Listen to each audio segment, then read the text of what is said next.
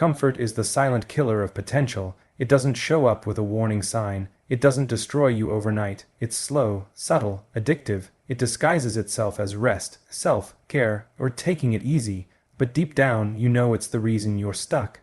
Every time you choose the warm bed over the cold shower, the Netflix episode over the workout, the phone scroll over the book, you're telling your brain that pleasure is more important than purpose. You're teaching yourself to avoid pain, and that's exactly what keeps you average. The people who win the real winners, they're addicted to doing the hard things. They've trained themselves to move toward resistance instead of away from it. They don't care how they feel. They act regardless of emotion. They don't negotiate with themselves, and that's what separates them from everyone else. You see, discipline isn't about punishment, it's about power. It's the ability to control yourself when no one's watching. It's building an unshakable relationship with your word. When you say you'll wake up at 6 a.m., you do. When you say you'll go to the gym, you go. You stop treating your own promises like suggestions and start treating them like laws. Most people have become slaves to their emotions. They only move when they feel ready, but readiness is a lie. Waiting to feel motivated is just another form of procrastination. The truth is, motivation is cheap. It's a spark that dies out fast. Discipline is the engine that keeps you going when that spark fades. Discipline means doing the work when you don't feel like it. It means showing up when your body says no and your mind starts making excuses. It's pushing through the noise in your head that says just 5 more minutes. It's rewriting your identity to become someone who doesn't even entertain the idea of quitting. Comfort is the enemy because it tells you that you're fine when you're not. It whispers that you've done enough when you've barely started. It makes you feel productive because you watched a motivational video, but you never actually did anything. Comfort feeds your ego. Discipline feeds your results. You have to rewire how your brain perceives pain. Pain isn't bad, it's data. It's feedback that you're growing. Every time you push past what's easy, your brain is literally being rewired for strength. You're teaching it to endure. You're building grit. And that grit will take you places talent never could. There's a reason why most people stay average, because comfort gives them short-term pleasure, and they trade that for long-term freedom. The ones who win delay the dopamine. They choose discomfort now so they can experience peace later. The truth is, the more comfortable you are today, the more chaos you'll experience tomorrow. Look at anyone who's built something meaningful, a business, a body, a legacy, and you'll find someone who made discipline their religion. They didn't rely on feelings, they relied on structure. They built routines that protected their focus. They removed distractions like poison. They said no more than they said yes. They sacrificed comfort for control. And that's the point. Discipline is about control. Control over your impulses. Control over your time. Control over the direction of your life. When you have that kind of control, no one can take it away from you. You become dangerous not in a violent way, but in a focused way. You move differently. You speak differently. People feel your energy because it's rare. If you want to be unstoppable in 2025, you must build a life that rewards discipline. Stop surrounding yourself with people who normalize laziness. Stop consuming content that tells you to take it easy. Life is not easy, and that's okay. Growth isn't supposed to feel good. The gym doesn't feel good. Cold showers don't feel good. Waking up early doesn't feel good, but they make you stronger. Comfort weakens you in ways you don't see immediately. It kills your urgency. It makes you believe you have time when you don't. Discipline, on the other hand, creates urgency. It makes you aware that every second counts. It forces you to use your time wisely because you realize that the clock doesn't stop for anyone. There's something deeply spiritual about discipline. It's a form of self-respect. It's saying, I am not my feelings, I am my actions. It's understanding that real fulfillment doesn't come from comfort, it comes from growth. And growth only happens when you're uncomfortable. When you start to detach from comfort, you'll go through withdrawal. Your mind will resist. It will find excuses. You'll feel tired, anxious, maybe even lost. That's normal. That's your old identity dying. But if you push through that phase, something incredible happens. You begin to crave the challenge. You start finding peace in discomfort. You become addicted to progress instead of pleasure. And that's when you become unstoppable. Because while everyone else is chasing easy wins, you're building a foundation that lasts. You're building mental armor. You're becoming the kind of person who can adapt, endure, and outlast. And in a world full of weak men, that makes you powerful. The truth is, 2025 won't be about who's the smartest or most talented. It'll be about who can stay consistent when things get hard, who can keep showing up when others fall off, who can detach from comfort long enough to become the best version of themselves.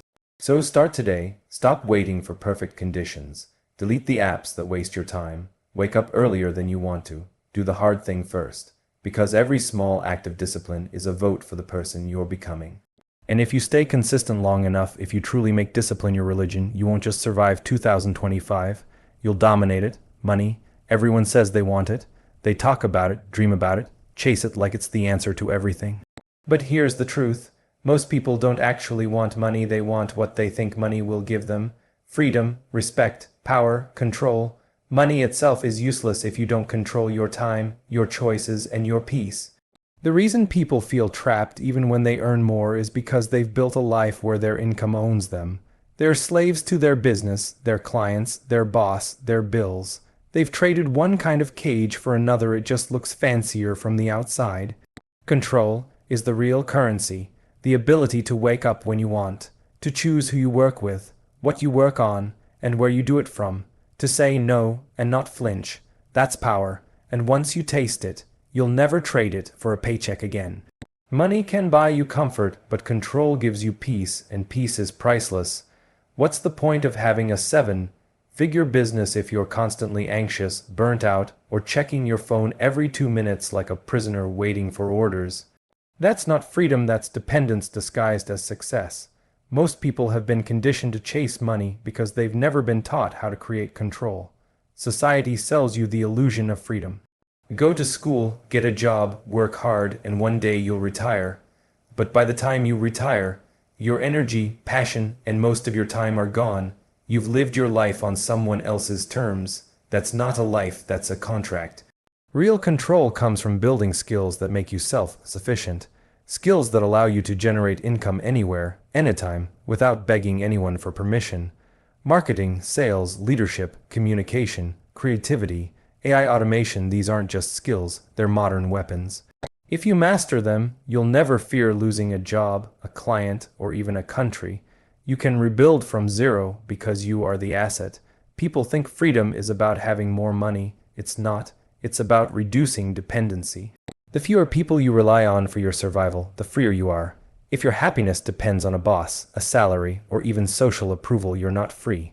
You're renting your peace. And every time the world changes, your stability vanishes with it.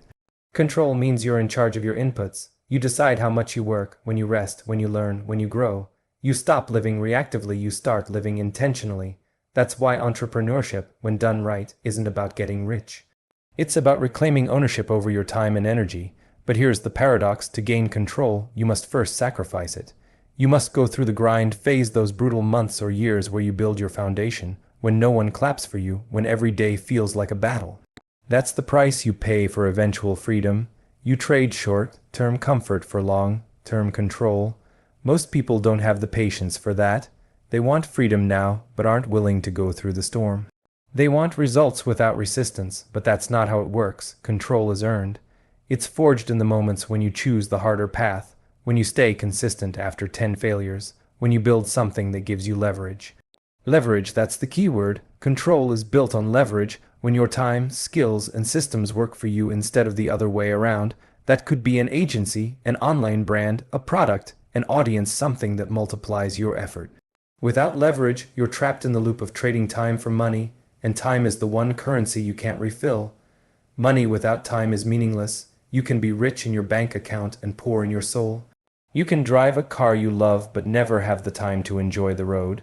You can own a house and feel like a prisoner inside it because your business owns you. That's not success, that's slavery with better wallpaper. When you start prioritizing control over money, your decisions change. You stop saying yes to everything that pays and start saying yes only to what aligns. You start focusing on scalability, automation, and systems that buy your time back. You stop chasing validation and start building independence. Control also means emotional control. It's not just about money, it's about mindset. You stop reacting to every setback like a victim. You stop letting fear and anxiety dictate your actions. You learn to pause, analyze, and respond with intention. Because when you control your emotions, you control your outcomes. You'll notice something interesting when you start living this way. the world starts bending around your focus. You stop feeling pulled in 100 directions. You stop competing with everyone. You start playing your own game. You operate from peace, not pressure. You make moves because you want to, not because you have to. That's real freedom, and ironically, when you stop chasing money and start chasing control, the money comes faster, because you're operating from clarity, not desperation. You're building things that last. You're thinking long term. People feel your energy, your certainty, and they trust it. That's how leaders are born, but never forget, control is fragile. You must protect it fiercely. Every time you say yes to something meaningless, you give a piece of it away. Every time you let distraction win, you lose ground. Control isn't built once, it's maintained daily, through boundaries, through discipline, through awareness. So when you look at your life, ask yourself, who's really in control here? Is it you or the system you're plugged into? Are you building a life that serves your vision, or one that drains it? Because 2025 won't reward the hardest worker, it will reward the one who's most in control. The one who can adapt, shift, and thrive no matter what happens. Make control your obsession. Build a life that belongs to you, not to your boss, not to your clients, not even to your past. You only get one shot at this.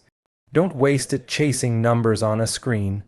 Build something that gives you space to breathe, to create, to live. Because at the end of the day, freedom isn't about having everything, it's about owning yourself completely.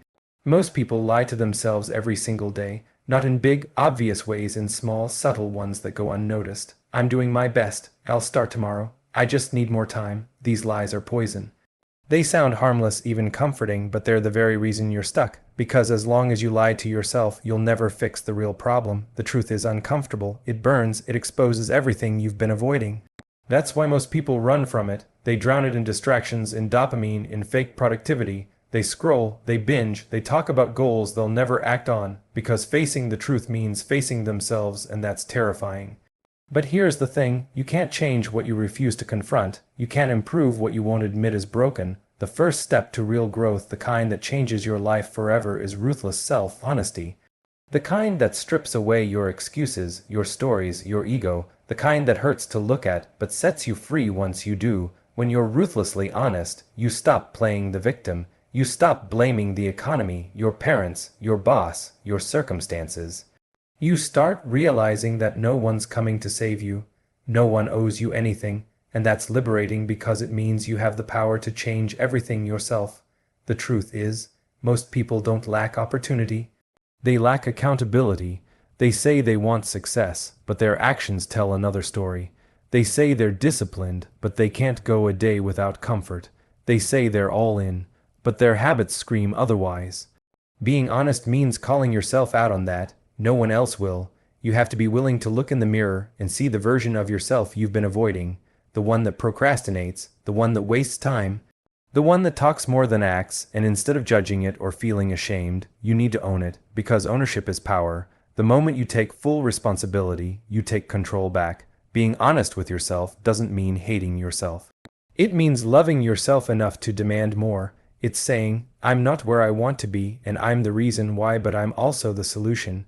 That mindset separates the weak from the unstoppable. Weak people deflect, strong people reflect. If you truly want to evolve, you have to audit your life with precision. Audit your habits. Are they helping you grow or keeping you comfortable? Audit your circle. Are the people around you pushing you forward or holding you back? Audit your time. Are you spending it on your vision or wasting it on distraction? The truth will hurt, but it will also heal, because awareness always comes before change. Self-honesty is the foundation of every transformation. You can't build a strong life on a weak foundation of lies. You can read all the books, take all the courses, and watch all the motivational videos you want, but if you're not brutally honest about who you are and what you're doing wrong, nothing will change. Information without honesty is useless. Most people avoid self-honesty because it destroys their identity. They've built a comfortable story about who they are: the busy person, the hard worker, the almost successful entrepreneur. The story feels good because it protects them from guilt. But if you want to grow, you need to destroy that identity. You need to admit that maybe you're not doing enough, not focused enough, not disciplined enough. And once you admit that you can fix it, honesty requires humility. It requires you to say, I don't know everything, I'm not where I could be, and that's okay, but I won't stay here. That humility opens the door for growth. Because arrogance closes your mind, but honesty opens it. And when you're open, you can learn, adapt, and rise faster than everyone else who's still pretending. The truth will make you uncomfortable, but that discomfort is where all the growth happens. It's like working out. The burn means you're getting stronger. In life, the burn of honesty means you're evolving. The pain you feel when you admit your weaknesses is the exact signal that you're ready to change them. When you live with ruthless honesty, you stop caring about appearances. You stop posting for validation and start building for results. You stop comparing yourself to others and start competing with your old self. You begin to value real progress over public perception. That's when you become unstoppable because no external judgment can hurt someone who already tells themselves the truth. The moment you start living this way, your energy changes. You walk differently, you talk differently, people can sense it, because authenticity has power, it's magnetic. In a world full of people pretending to be something they're not, the one who's brutally honest about who they are stands out. They're real and real always wins, but make no mistake, honesty is not a one-time act. It's a daily discipline. You have to keep checking yourself. Every morning ask, am I doing what I said I'd do? Every night ask, did I waste today or win today? You keep the mirror close, not to criticize yourself, but to stay aligned with your truth. When you live in truth, you build trust not just with others, but with yourself. You start believing in your own word because you no longer lie to maintain comfort. You stop seeking validation because your self-respect becomes your reward. That's where real confidence comes from, not arrogance, not fake motivation, but integrity. The truth is, the hardest conversations you'll ever have won't be with other people, they'll be with yourself. Conversations where you admit your flaws, your laziness, your fears, but those are also the conversations that transform your life. They strip away your weaknesses and reveal your strength. You can only fix what you face. You can only grow when you stop hiding, so stop running from the truth, stop sugarcoating your failures, stop pretending you're doing enough. Look yourself in the eye, confront the reality, and decide right now to do something about it. Because the moment you stop lying to yourself, you unlock everything: clarity, confidence, direction, power. That's when you stop surviving and start living with purpose. That's when you stop dreaming about success and start building it. The truth will hurt, but it will also set you free, and once you've faced it, nothing can stop you.